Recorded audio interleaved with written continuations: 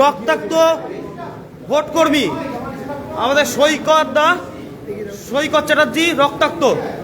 আমরা তার মুখ থেকে এবার শুনে নেব যে কী হয়েছে। আপনারা দেখতেই পাচ্ছেন আমরা এখন উপস্থিত রয়েছি রানাঘাট দেবনাথ হাই স্কুলে। সেখানে আমাদের ভোটকর্মী সৈকত চ্যাটার্জি রক্তাক্ত অবস্থায়, তার সঙ্গে কি হয়েছে আমরা জেনে নেব এক এক করে। সৈকত দা, কি হয়েছে তুমি বিস্তারিত বলো। রানাঘাটে দেবনাথ ইনস্টিটিউশনে আমি আমি ট্রেনিং করতে এসেছি। ট্রেনিং শুরুর আগেই এখানে সাদা পর্দায় মমতা ব্যানার্জির অ্যাড দেখাচ্ছে দীঘার মন্দির নিয়ে।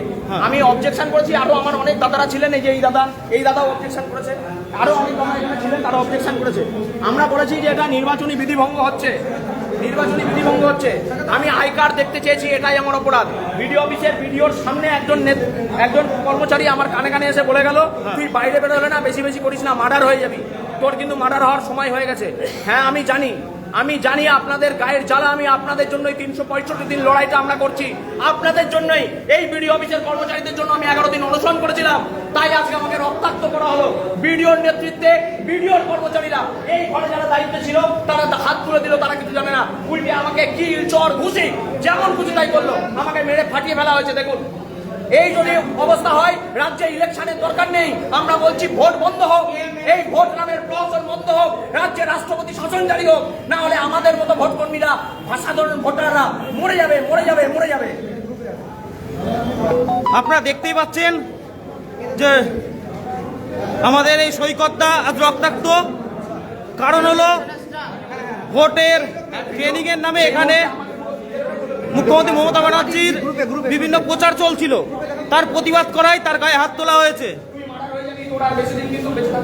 তাকে হুমকি দেওয়া হয়েছে, সে মার্ডার হয়ে যাবে। আমার অপরাধ, আমি আই কার্ড দেখতে চেয়েছি, আমি বলেছি আপনাদের জন্য আমি 11 দিন অনশন। এই যে দেখুন, এখানে আইডি প্রুফ দেখতে চাইছি, উনি দেখাতে পারছেন না, আইডি প্রুফ ছাড়া আমরা কাউকে অ্যালাউ করবো না। এই যে এই ভদ্রলোক এবং যারা দায়িত্বে আছে তাদেরকেও বলেছি, তারা চুপ করে আছে, কোনো কথার উত্তর দিচ্ছে না। আইডি প্রুফ না দেখালে আজকে ট্রেনিং শুরু হবে না, যা হওয়ার হবে আমরা নির্বাচন কর্মী যারা তারা বুঝে নেব। এই ভদ্রলোক আমাদের রীতিমতো শাসিয়েছে। কেন আমরা মমতা ব্যানার্জির অ্যাড বন্ধ করতে বলেছি, এই ভদ্রলোক দেখে রাখুন, আইডি প্রুফ দেখাতে পারছে না, এ কে পার্টির ক্যাডার নাকি, আমাদের এটা জানতে হবে, সংগ্রাম চলবে। দেখুন, আজকে আমাদের দেবনাথ ইনস্টিটিউশনে ভোটের ট্রেনিং শুরু হবে, তার আগে মুখ্যমন্ত্রী মমতা ব্যানার্জির এই সাদা পর্দায় বিজ্ঞাপন শুরু হয়। আমি প্রতিবাদ করেছি, তার ফলে এই ভদ্রলোক, এই যাকে দেখলেন, হ্যাঁ এই ভদ্রলোক রক্তচক্ষু করলো এবং বলছে এটা হতেই পারে। আমরা মুখ্যমন্ত্রীর অ্যাড দেখার জন্য এখানে ট্রেনিং করতে আসিনি, প্রত্যেকেরই প্রায় একমত। এখানে না কোনো ভুল হয়নি, ভুল কেন হবে, এটা নির্বাচনী আচরণবিধি ভঙ্গ হয়েছে, যথাযোগ্য জবাব চাই। এবং উনি পার্মানেন্ট স্টাফ কি কন্ট্রাকচুয়াল, আমার সেটা জানার দরকার। আমি এখানে আনইজি ফিল করছি, যে কোনো মুহূর্তে আমাদের বাইরে বেরোনোর পরও আক্রমণ হতে পারে, এরা সব এদের সঙ্গে যোগসাজশ রয়েছে, এর একটা বিহিত হওয়া প্রয়োজন। আমি ভিডিও করলাম। আজকে আপনারা দেখছেন নদিয়ার একটি বুথে আমাদের ট্রেনিং করতে গিয়ে একজন সহকর্মীকে তৃণমূল আশ্রিত গুন্ডা বাহিনী এবং তারা আবার সরকারি কর্মচারী, তারা ট্রেনিং দিচ্ছিল, তারা একজন পোলিং পার্টিকে, প্রাথমিক শিক্ষক সৈকত চ্যাটার্জি নদিয়ার, যিনি এই ডিএ আন্দোলন নিয়ে লড়াই করেছেন। তৃণমূলের রাগ এটাই যে কর্মচারীরা কেন সরকারের বিরুদ্ধে ডিএ আন্দোলন করবে, তাই আজকে তাকে ট্রেনিংয়ে মারধর করা হয়েছে এবং হুমকি দেওয়া হয়েছে আগামী দিনে তুই মার্ডার হয়ে যাবি। একটা কথা সরাসরি চ্যালেঞ্জ দিয়ে রাখলাম তৃণমূল দলকে, যে বাড়াবাড়িটা আপনারা শুরু করেছেন এর শেষ কিন্তু আমরা দেখে ছাড়বো। আর ওই ভিডিও থেকে শুরু করে প্রত্যেকটা আধিকারিক রেডি থাকুন, আপনারা কোথায় যাবেন আর আপনাদের বিরুদ্ধে কি ব্যবস্থা হবে, ছেড়ে কথা বলা হবে না কাউকে। সংগ্রামী যৌথ মঞ্চ কিন্তু এই বিষয় নিয়ে লড়াইটা শুরু করেছে, শেষ দেখে ছাড়বো। যারা চটি চাটছেন তাদের অবস্থাটা কি হবে সেটা বুঝে নেবেন। মেরুদণ্ড সোজার আছে, মারবেন, রক্ত বইবে, মাথা ফাটবে, তারপরেও কিন্তু লড়াইটা ছাড়বো না।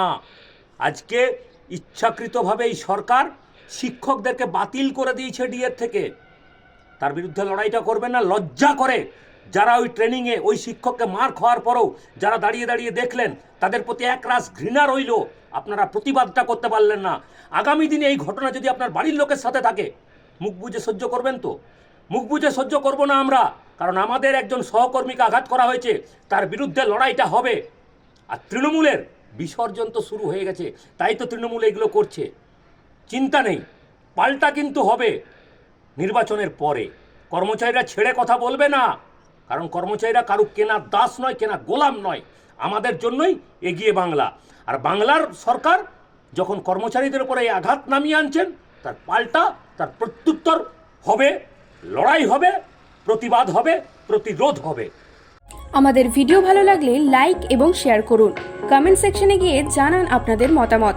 আরও ভিডিও পেতে আমাদের চ্যানেল সাবস্ক্রাইব করুন এবং প্রতি মুহূর্তে খবরের আপডেট পেতে প্রেস করুন বেল আইকন।